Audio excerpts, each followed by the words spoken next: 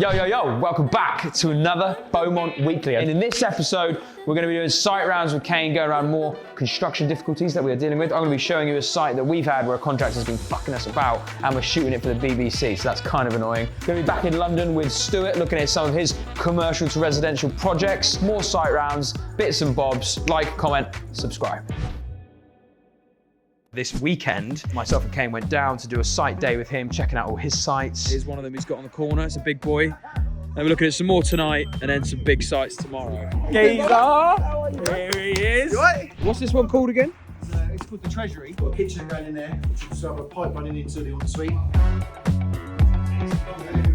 You go away through there into the kitchen, share kitchen. Upstairs now in this one. So this is going to be basically a 9-bed HMO. Split across 2 units. He's going to stick a load of solar and everything else in the roof. Basement of this one, so he's going to turn this into 3-bed HMO. So this is one of his first HMOs. This is 6-bedder, ensuite, tiled up. Northerners coming to help. Nicking his shit. And the next one, it's this here, 11-bed HMO, 6-bed, 5-bed. Skill effective. Beauty, 1.5 mil. Nice, it's not very central, that, but it's all right. Here's one of his apartments. He's just finished off the last year as well. Going for a nice meal. Cool.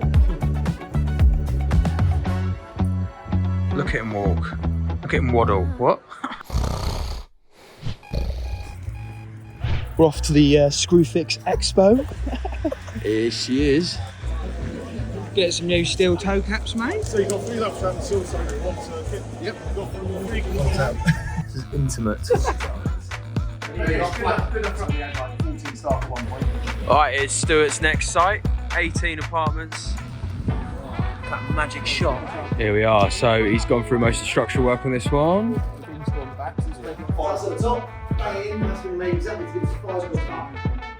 On the roof now, looking at this. He added 2 floors to this building.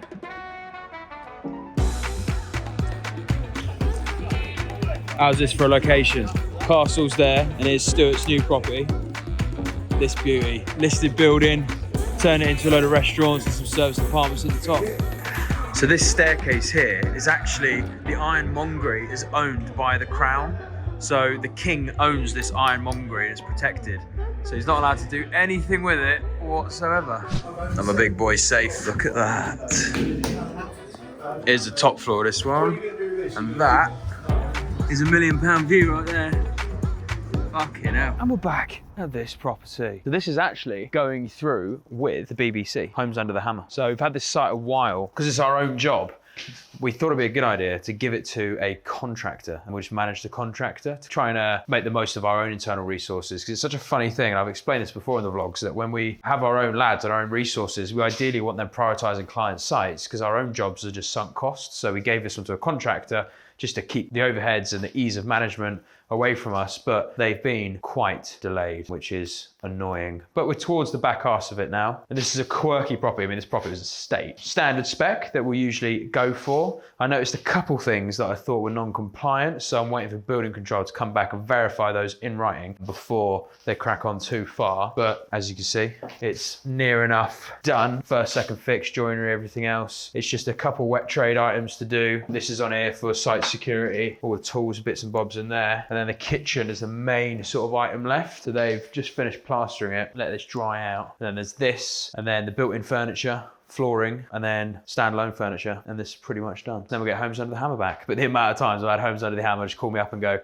you guys ready for the end of this month?" And I go, no, make it the end of next month. It's so annoying. It's a strange dichotomy with our own sites, where they're always the bitches that get left because we just have to prioritise client sites. And I'm not saying this as like a virtue signalling sort of thing, it's just cash flow wise, we have to prioritise client sites. So it just means our own ones sort of get fucked about. And in this case, the contractor we've gone with, we tried out a new one. We saw some of their work. They do pretty good work, to be honest. It's just they've had internal issues themselves. They're not as big an outfit as us, and they don't have the same back office. So they've They just work, you know, site to site. Every now and then they've got 2 sites up and running, which is your typical contractor. You're going to find 4 HMOs, and this is what can happen. They stretch their resources, they have cash flow issues, so they have to prioritize another site. They might have more margin in it for them, and then your site gets left. But then we've got a bridge against this, holding costs going up and up and up, and a long stop date on that bridge for March next year. So it's not squeaky bum time yet, but preemptively, it's getting close. However, 29th of this month, carpets are arranged already to go in.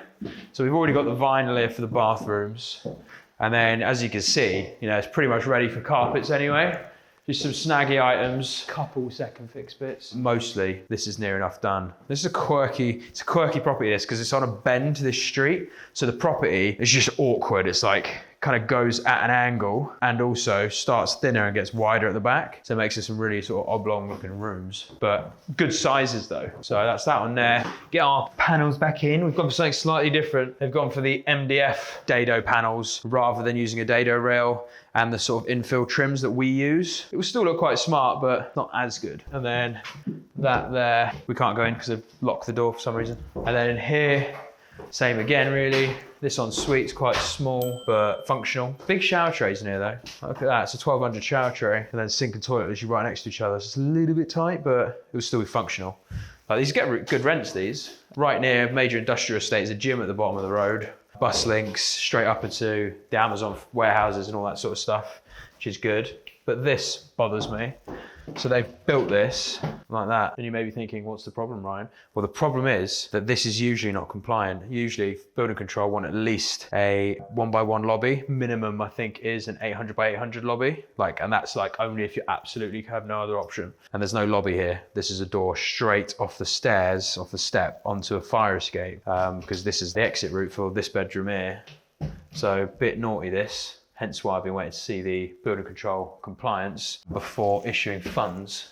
So you really got to be careful with contractors. You got to make sure that they are staying compliant, staying on the ball, having the structural engineer sign off each critical piece of work, making sure they're keeping, you know, good quality infrastructure in the building, and making sure they've got their certs and building control engaged. And it can be quite easy, particularly for us when we're subbing out these jobs like this, to sort of drop the ball. So it's important to have, you know, those weekly site meetings with them, be engaged always with building control correspondence, and then nothing goes amiss. We're just waiting for building control to come back, but they've come and looked at it and they're happy with everything. I'm surprised they're happy with that door. Again, that's hearsay until I see that in a piece of paper that shows the compliance and non-compliance. Only then will we be satisfied. But for now, they're cracking on. So I just want to get this one behind us, get it out of the way, get Homes Under the Hammer done. It's a nice little tick box. These Veluxes I'm not particularly happy with. They're quite small. Again, just forgot to spec them. We spec pretty much everything else, but forgot to spec the size of the Veluxes. Now, if you don't spec the size of a Velux for a contractor, what they're going to do, they're going to put in tiny little ones to save money. And then you end up with this cavern of a room, which, to be fair, does have a Velux in the bathroom, which is a bit of a touch, but then has these 2 little things for the main bedroom. It would have been nice to have dropped those eaves back a little bit more and get a nice big Velux in there, which is, you know, significantly wider. And they've obviously put one above and below the purling, which is fine. These could be at least 50% bigger, and that would make this room just feel way nicer. But it's a lot of space, which is decent. And yeah, that little Velux there is a bit of a touch, but because of the way they've put in this stud wall, which isn't what the plan was, you end up with this 8x800 shower tray. So we'll see about this. We will see. But all these details can get ahead of you. So you got to learn project management and know how to manage these sites. And don't do what we've done here and let it fuck itself up. But it's so funny though that the sites that we're on with, where we manage the sites and we're in every nitty gritty bit of detail, we're obviously getting the feedback loop all the time, every week, every day. So we can quickly make changes, always adapt things to make sure we're looking after the end product. But when you're only meeting with a contractor we've subbed it out to once a week, things can go amiss. And that is what's happened. But it's still a good product, good site, but we'll end up being 3 months delayed on this just because of a lack of activity. You'll be the last person I'll fuck you ugly. They're not workable. No. Why? Still fucking weird shit inside. We're gonna have to move it. Gonna have to move it. Is that the one with the squiff wall? Have we squared it off with a back wall? Not yet, but if you square it off, there's not enough room. Have a look when you get there. Yeah, but we should. The dimension is off the squaring of the wall. Have a look when you get there. I will, because we. Don't ask for drawings. Yeah, well, if the squaring off hasn't been done, it's not as per drawing. But we'll have a look. We'll have a look, son. Get now, isn't it? Fucking just crammed with shit, isn't it? Look at me like that, you As per the fucking shit I'm drawing, I've checked it. We'll have a look when we're there. It's not a problem, Jeff, until it is and you're fucking getting docked. Don't Don't start looking like that, Jeff. You upset me when you look at me like that. I thought we were a fucking team. Oh, you're joking. Got another new bit on the old one. We'll get up Monday. It's a flashing delay around the chimney, I think. We'll get it on Monday. Right, so this, what's happening here? Are you digging it? Yeah. Are you making it any bigger? 300 is, you're sticking on the 300? Yes, we are. Just on the width? Yeah. So what we need to do, so I'm going to clarify in writing with John Paul. So that's what we're going to have to do. We're going to have to L-frame cramp against that. 200 mil. Put 300 found in, or 350 found. Yeah. 100 mil cavity with a 90 mil inseam, 100 mil block wall.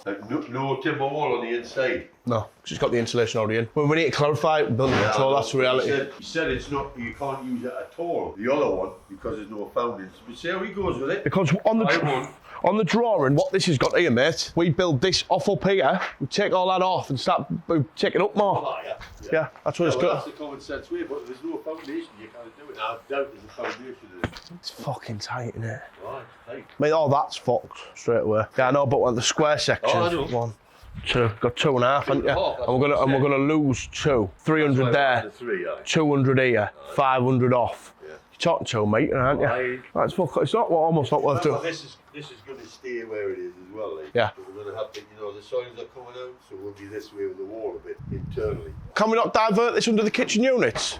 Because I don't want to lose any more. So we're going to have the foyer bit here. This section, the 40 mil, 32, sorry. Aye. Yeah, we wouldn't divert that, but the soil pipes is coming out. So where? They're coming out and they tie into here. That's what that double branch is for. That one comes that way, and that one comes that way. Double branch. Unless you dig all the concrete floors at the side. No, fuck that. Exactly, so it has to be there. You're never going to notice that. It's quite a long, it's not, it isn't short. What time you done something, innit? Fuck that. Take the fucking kids' range. How long do you reckon take to finish this plastering, Lyndon? In his house? Yeah. Oh, fucking crazy Christmas. That's fucking start, you cunt. I'll sack you if you do. Not a lot, is there? I don't know, I've had a good proper month through it, but... Like saying the communal, it's not a great deal. I've allowed 10 days as of yesterday. That'll do for you, won't it? See where we're at, we can do it again. I want you to pull your fucking out, alright, son? Fuck off. That's how I put the wages up, I'm not over here. Extra fucking, it's an extra 30 pounds a day. Right. Well, if you get a room done a day, I'll pay you more about that. Yeah, one man won't do it with a deal, will it? He's bringing you in tomorrow. Yeah. Still got all this connect, have we? Oh, she's getting there, don't she? 6 bed HMO this. Go on, Jeff. Tell him how much. See you later, son. This unit was bought for 140k, but you also got one down the road. Maybe 130, I'm not sure. But you all got a garage there that we're going to make into a bungalow. So obviously the GDV on that's going to be like 70 to 80k. It'll cost 30. If you attribute a 20k purchase off this price of the 130, you still effectively all money out in the bungalow. Then that leaves 110 for an acquisition price onto this. Then 6 bed plus the extension, about 139 on this. 139 plus 110 in for 250.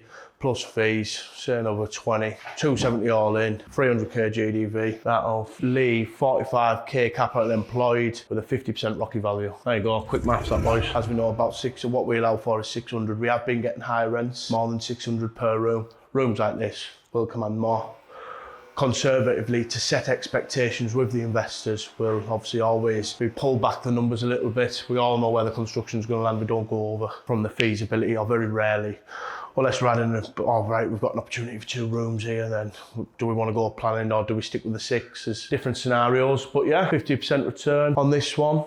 So it's all good. Lots of money to be made in this game. Obviously, they'll recycle that 225 out of the 300 and another 50k out the bottom end. So they'll have another 275 to redeploy again into a scheme like this. The girl at the desk. Just talking about Rosie, she's got a secret admirer online who keeps commenting on our YouTube videos. We're watching you, you be careful. Anyway, let's discuss a few bits that have happened today. Sean was here. Sean, if you don't know, does all of the production, all the behind the scenes for the Ground Up podcast, which basically limits myself, Jack, Stu and Dorian's time to just showing up on the podcast and delivering the content. But now, what Sean's going to do, beyond just producing the podcast, he's also going to get more involved with the concepts. Because sometimes what happens is it gets to like a Wednesday night and we're filming in like Thursday morning at 6:30 a.m. and I've still not planned the podcast, and I'm like, what are we going to do? So Sean is now going to help with the preparation and come up with more ideas during the week and feed them into our shared script by looking at trending things like topics we can dive into, interesting concepts as well. He spoke about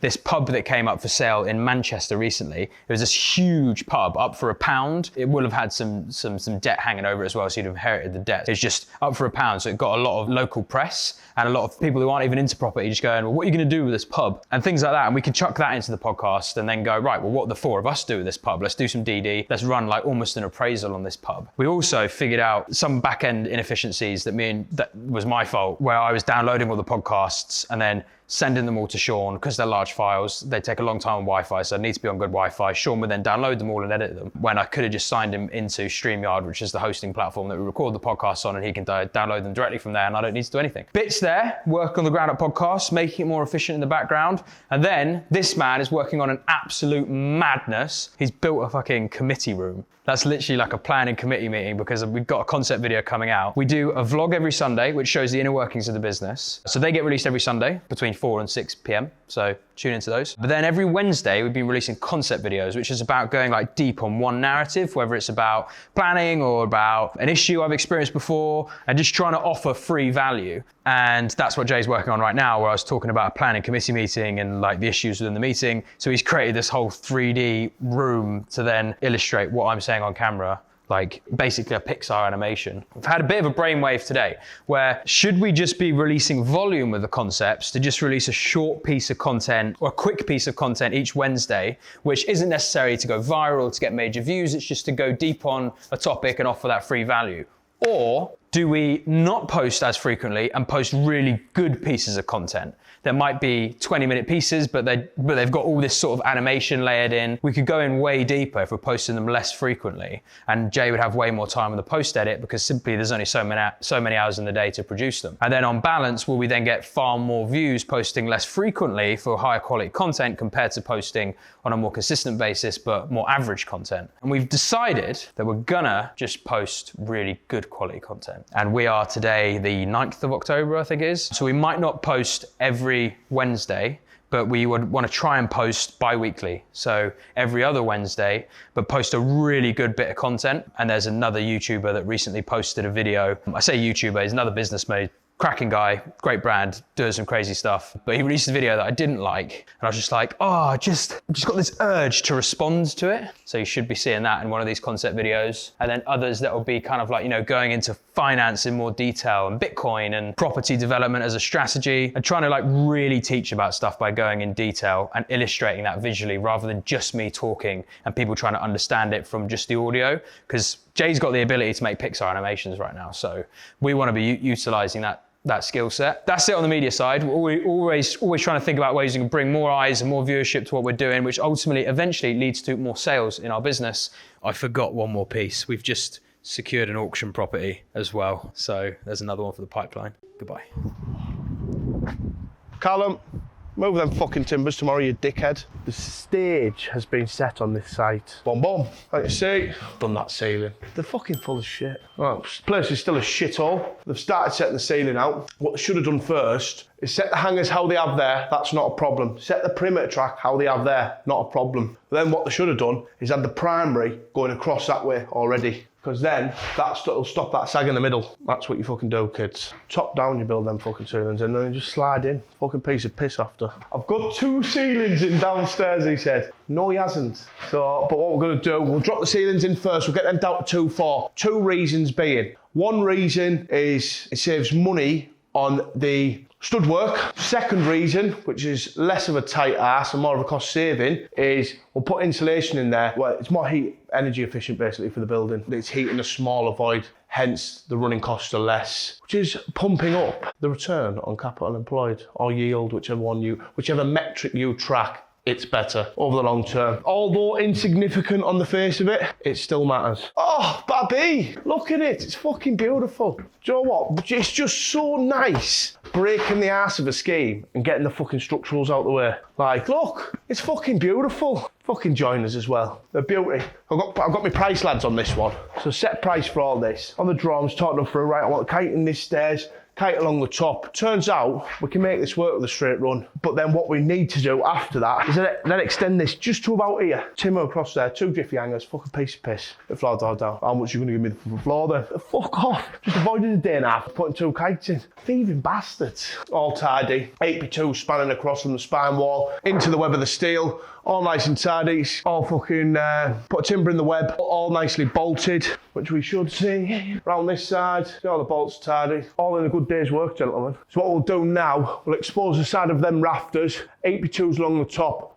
bird mouth around them, we'll temporarily prop it up. Our roof structure again, so we've got 2 King's posts in there. So we'll take the stress of the ridge off, we'll drop the brackets out, we'll temporarily prop them, we'll run the timbers down by the side, little wall plate up, and that's good to go, and we'll get the steel ridge beam in. Very good, very nice. And we'll put like a bit of a ply triangle, stop spread at the top, bird's mouth around the steel. Put them in like that, rotate them up. Good, very nice. So as you can see, double trimmer across the top here, double trimmer there, double trimmer there. That's just because there's non-structural elements around here, but obviously a double trimmer off that section and into the wall plate section makes it A-okay. What have they done there, the scruffy little cunts? What we'll also be doing, so should have already done, we'll be putting some threaded bar in there with some resin. And then it piece that flooring, gonna piece that flooring. As you see, the brickwork previously come to the underside of this, hence why we've wedged it up. We've got a steel there, spine wall here, steel there, we've just taken the stress out of it so it doesn't buckle in on itself while we've got this in. Now we put some temporary supports in, pumping off that. We'll support it round here as well, get the ridge in, timbers will go in, everything's tidy. Yeah, but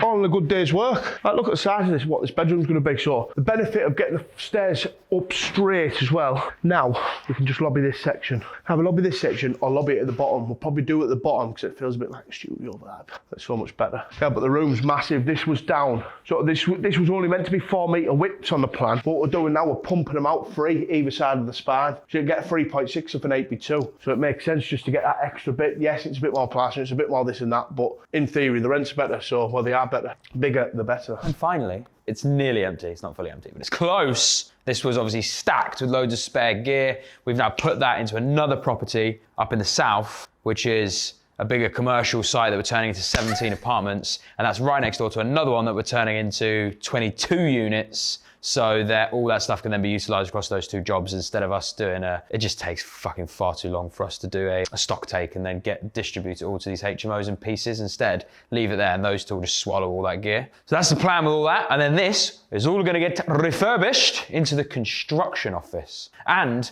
we're also gonna keep this side of the office free with like a big boardroom style table for when we do our in-person training days. So that's the plan so far. But as with most things in Bowman & Partners, we have these plans and then they kind of go slightly differently. So, but that's going to be the office up there. This is going to be this thing here. And it's happy days, you know? It's good. Finally see some progress on the ground floor, because for a while we've just sort of left it as is, but we've got a new contracts manager who's accepted the job offer now. A couple of last bits to tick off before, you know, contract is signed, but then he should be joining us. And he came from ISG, a big construction firm out of Claps. So he's got loads of experience, should be great to gen up the team, pull a bit more reins in the construction business to give us some more order from site manager back to procurement, jobs. So life should be better. So gradually getting better and better, which is happy days, happy days. And all of this stock, must have been about 30 grand's worth of stock in here, is now moved to another site. Anyway, that's it for this vlog. Hopefully you've enjoyed it. Big love, like, comment, subscribe, drop us some comments for other stuff you want to see in other videos, and just keep dreaming, man. Actually, wait, look at this. Looks like them. My dad had some nude paintings in here. Sounds more crass than it is, but bought them in Spain many a moon ago, and now the construction department has swallowed them somewhere. Sick purpose. Subscribe.